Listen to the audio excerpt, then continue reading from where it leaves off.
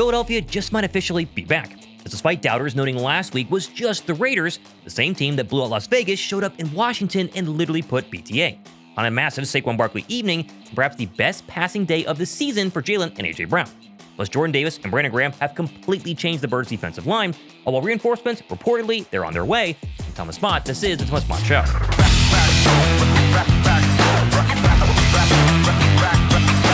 Every Eagles fan went into Saturday night's divisional matchup with the Commanders with two simple requests. One, win the game and lock up back-to-back NFC East championships for the first time in 21 years. And two, back up your stellar play from a week ago against the Raiders, where this offense and really team as a whole has turned a page for good. And not only did they accomplish both of those missions, they're now peaking at the perfect time and about to get a whole lot scarier. First though, the winners of these two bad boys are at the end of today's show, so stay to the end to see if you won. And for today's giveaway, I'm going to pick one subscriber who drops a like down below and comments back-to-back to win one of these official NFC East Championship t-shirts.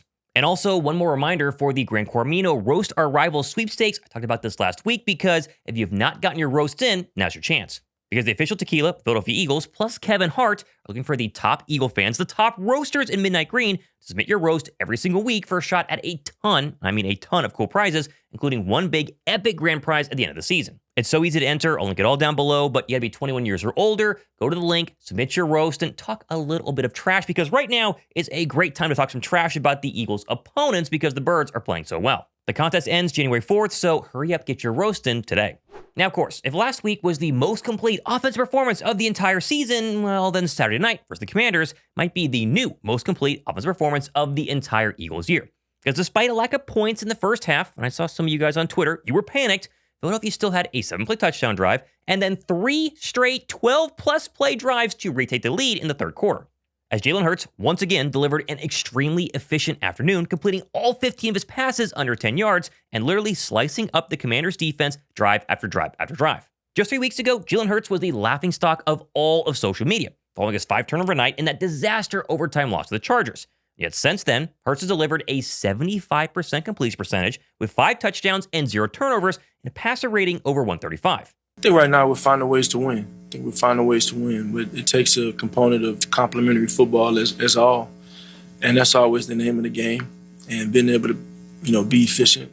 I'm having efficient runs, stay ahead of the sticks, be intentional about what we're doing, set up things, sequence it the way it's supposed to be sequenced, and ultimately be able to adjust. Every game is different. Every game is different. You saw us under center last week.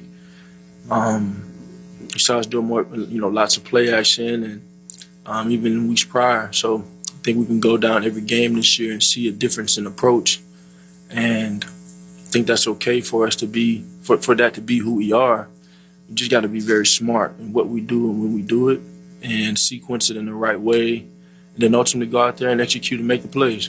As Hurts said right there, it's not just him throwing the football well, although that is a massive part of it. This entire Eagle offense is firing on all cylinders in a way we have not seen the entire year, which all of us must at least acknowledge that either KP, Nick Sirianni, or Scott Loeffler, I guess, maybe a combination of the three, have completely changed the passing attack, I think, the past 3 weeks. You just look at A.J. Brown's route tree. This is it from Saturday night. We have been begging for A.J. Brown to run routes like this all season long and creating a bunch of easy throws to number 11 where he catches it, runs after the catch, and creates a ton of explosive plays. This right here is perfect. And unlike previous games where it was just A.J. Brown, Devontae Smith still had 8 targets and a great makeup touchdown, or in the game, good catch here, plus the 10th touchdown catch of the season on a perfect throw from Jalen Hurts to Dallas Goedert. He was playing well again to fully steal the game. A lot of my friends the first half of the season were like, Thomas, you're being too negative. They're winning games. And yet, I think myself and all of us were watching the offense versus the Broncos, early versus the Cowboys, and going, this is not the offense that it should be. They have so much talent. If they could just figure out a way to utilize it, it'll look like 2024 all over again. And it took weeks and weeks and weeks. And finally, I think the Charger game, minus the turnovers, they started to figure something out. And now, I'm not saying it's perfect or it's 100% fixed, but this is the offense we all knew was possible. Did it take too long? Yes, but it seems like it's finally here. I think we're getting there. I feel like we made some improvements tonight. Just have to finish drives. I feel like we're doing a lot of good things. We're moving in the right direction. Like I said, just finish those drives that we have. Again, receivers were not running this open early in the season. It was all contested catches, and now Jalen Hurts looks comfortable. He's running around. He looks confident. Guys are running open, crossing routes, back shoulder, everything you could want. Drop a like down below. This offense can win you some playoff games in 2026. Oh, and the offense, it's going to get a lot scarier potentially this week as the report from Adam Schefter Sunday morning just dropped that both Lane Johnson and Jalen Carter are set to return this week. Reminding the rest of the National Football League that Philadelphia, they've been dominating on both sides of the offense and defensive line without their two best players, who, again, are about to come back. And while sure, there's an argument out there that they should rest Lane and rest Jalen Carter until the postseason, I, though, think it's Buffalo. They still have a 2 seed to play for, as we'll talk about, because the Bears play after them. Go and play everybody and win this game. If Lane and JC are healthy, which obviously they are, that's why they're practicing this week, get them out there, get their sea legs back underneath them, beat the Buffalo Bills, and then rest everybody in Week 18. Also, I want to give a massive shout out to the sponsor of this video, Kalshi. On my show especially, we talk all the time about how many games the Eagles are going to win or who they're going to beat this week, and we actually pull up all of that on Kalshi. It's pretty interesting how it works. With Kalshi, it's super simple. You're trading on real-world events, kind of just like the stock market. So, for example, Eagles winning, let's say, exactly 13 games. Yes or no? Right now, this contract is sitting at around 30 cents, which means the market thinks there's a 30% chance the Eagles win exactly 13. If you trade at that 30 cents and the Eagles do win exactly 30 games, you get $1 per contract. So, say $100 at 30 cents returns you about $317. Let's be honest, Philadelphia has 8 wins right now, and their next 7 games are against not-so-great teams. That's why I'm thinking 13 here. I could totally see them winning 5 and then slipping up once along the way, and then obviously resting starters and losing again Week 18. I mean, think about it. All of us have that one topic, for me it's the Eagles, that we could talk about, really nonstop. I can talk about the Eagles every single day. I live it, I know it, I breathe it. And with Kalshi, you can actually put that knowledge to work. And these are real money markets. It means people are trading on what they actually think will happen.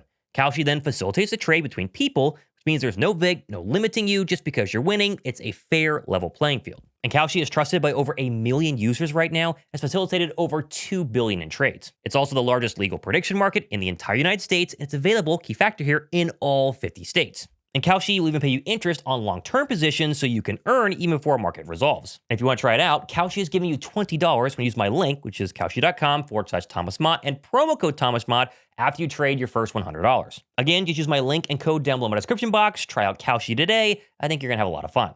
Still, though, even without Lane Johnson on Saturday night, Philadelphia's rushing attack finally returned to its 2024 form. Saquon Barkley not only chipped away at some promising early 5- and 10-yard runs, haven't seen that in a while, but showed the world that he's still the most explosive and how about one of the most physical running backs in the entire NFL late in this win. Most importantly, I'm all about winning. And even when I was rushing for 2,000 yards, the message and the mindset was the same. And I think it's funny, not saying this, but we'll have moments in this season we're like, damn, we're not doing this, we're not doing that. We just won the NFC East Championship division. And went back-to-back, something that hasn't been done in a long time. So, it's funny.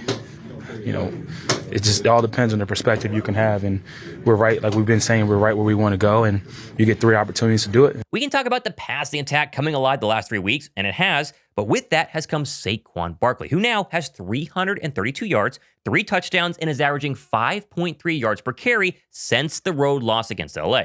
And much like with the passing attack, if this is the rushing attack Philadelphia gets, not just the next 2 games, but into the playoffs, good luck, NFC. Truly, if this is what we are going to get, Philadelphia is in a beautiful, perfect position to be a serious threat in the NFC playoffs.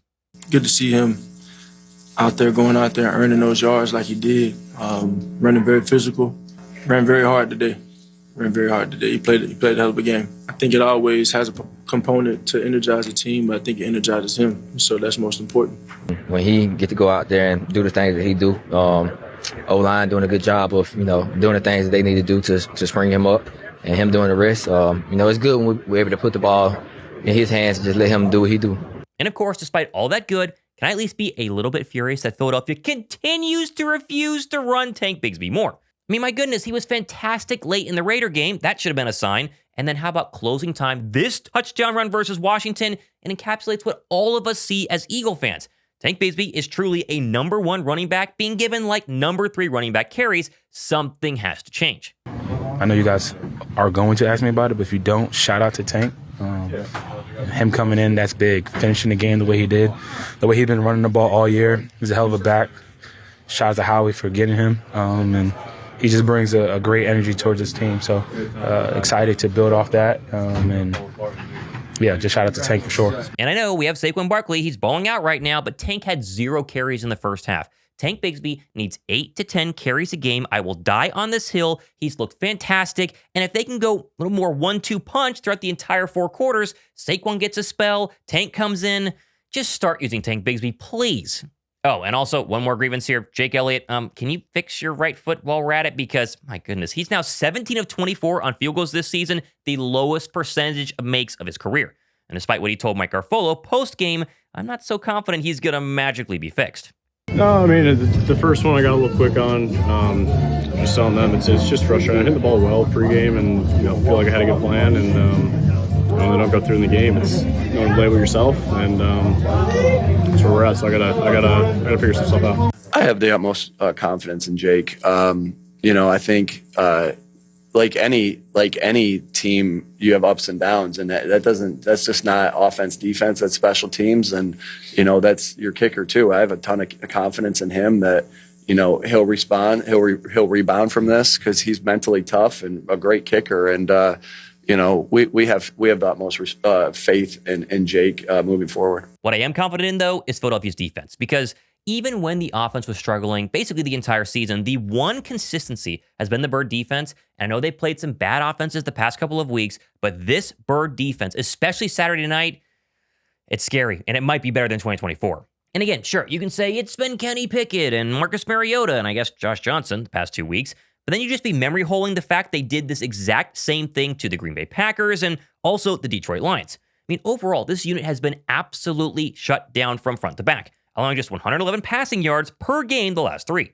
And it's all starting up front with the Birds' defensive MVP in Jordan Davis, who delivered yet another Pro Bowl or All-Pro performance on Saturday night with 6 tackles, 6 stops, 2 TFLs, and 2 hurries. And as Brian Baldinger pointed out during his film breakdown on X, he is playing at an unbelievable level right now. He's about to get a massive contract extension. Watch Jordan Davis go about his business right now because he's becoming a dominant player. Watch what he does to Samuel Cosmi right here. Watch him control the gap. That's his gap. Control it. And then Krosky Merritt wants to go in there. He's going to get swallowed up quickly. Down the goal line, there's no more important place to defend your gap than right here. Same play.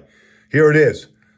Total control of the gap, then gets off it and crushes Krosky Merritt right there and keeps him out of the end zone. All right? Now, here we go inside. All right, here comes Biotish. All right? Paul. There we go. Just gets swallowed up right there. Rodriguez swallowed up. And then the negative plays are happening. The plays behind the line of scrimmage. Watch this quick twitch outside swim right here. Bam. There he is in the B gap and takes down Rodriguez right there for a 3-yard loss. That 3rd and 1 became 4th and 4, right? The numbers are starting to add up. The guy's got 65 tackles this year. Played 60% of the snaps on Sunday. Control in the middle right here. Look at this. Look at this twist right here. Inside. Man, he is crushing the middle of this defense the last 3 weeks right now. The numbers are adding up. The tackle for losses, the sacks, the passes defense at the line of scrimmage. Jordan Davis has arrived. And it's not just Jordan Davis. How about his fellow defensive tackle? Crazy to say that. Brandon Graham, fountain of youth. I had no clue BG was going to be this good. Brandon Graham has 13 rushes from the DT spot the past 2 games, and the result of those 13 plays had been 3 Brandon Graham sacks, a Nolan Smith sack, 2 interceptions, 6 incompletions, and just 1 catch for 20 yards. And again, this is without Jalen Carter next to him, who, upon his return, is going to create a literal 3rd down from hell every single time an opposing quarterback faces this defense in crunch time. Honestly, just them first couple weeks, it's kind of like, all right, B, you know you can do this. Just got to put the work in, and I just got to give all the credit to just first God bringing me back, and then on top of that, the guys in the room helping me at the D tackle position, trying to fill that void for at least be half of what JC would be in the middle, and just trying to just do my job and let the plays come to me. And the last 4 weeks been good training camp, like I say, but then now these last couple weeks, I feel like I'm getting in my flow, so I'm just excited to just continue to just keep pushing. What Philadelphia has done the past 2 weeks, it cannot be overstated. And again, I am not going to take the idea that these are bad football teams. You could make the argument that the Raiders were bad. The Commanders wanted to win that football game. The Commanders were punching and fighting and going crazy, and they were up at halftime and feeling good. In Philadelphia, Put BTA. They literally dominated that football game in the second half. And if that's what we get going forward, and I think we're going to, it's a scary football team. Anything's possible. As we'll see the playoffs, they're going to be a mess as usual, but anything's possible right now. And at least we can sit back here as we get ready for the Christmas holiday a couple of days from now and go, you know what? All I wanted for Christmas was the offense and defense working in unison and looking fixed. And so far, I think Santa has granted us that wish. I think everybody understands what's in front of us. And this is definitely something we can enjoy, for the moment right now and definitely build off of. But we understand there's more work to be done. Also lost in all this, Philadelphia has their 5th playoff appearance in 5 straight years under Nick Sirianni and Jalen Hurts, and has now broken the NFC curse to boot. I think Jalen Hurts overall said it best post-game when he emphasized that these truly, and we have to remember this, are the best of times in the city of Philadelphia. These times, they're rare times. So it's something that we all need to soak in and relish in this moment right now and take it a day at a time as we always have. But keep the main thing the main thing.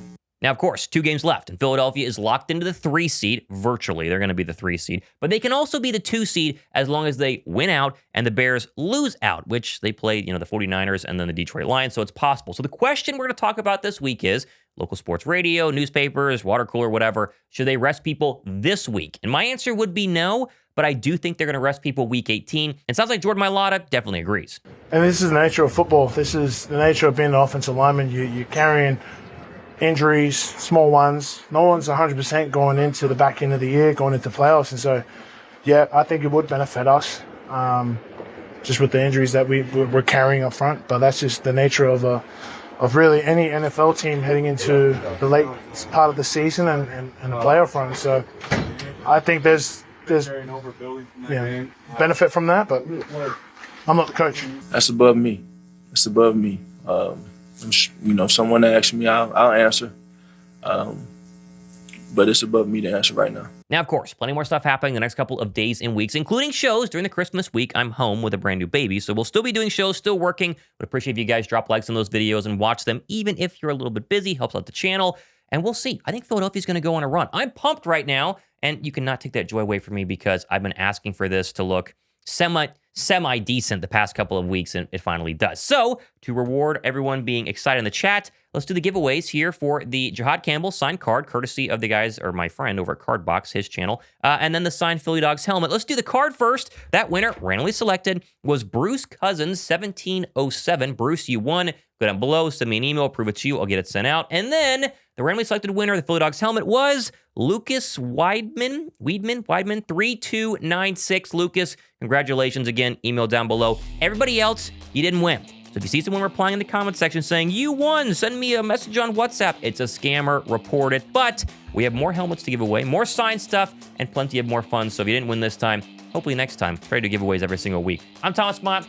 Come on, be pumped, be excited. This is going to be a very fun week. Buffalo next. It's been Thomas Mott Show.